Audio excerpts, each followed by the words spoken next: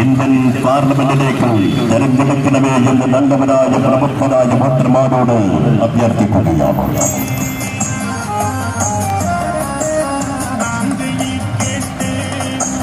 India എന്ന മലർവലയെ എന്നും എപ്പോഴും നിലനിർത്തിപ്പോരുന്ന ബഹുസ്വരത ആക്രമിക്കപ്പെടുമ്പോൾ ഓർമ്മകളും ഓർമ്മപ്പെടുത്തലുകളുമായി നിരന്തര കർമ്മ സമരത്തിനാണ് സമുദായം.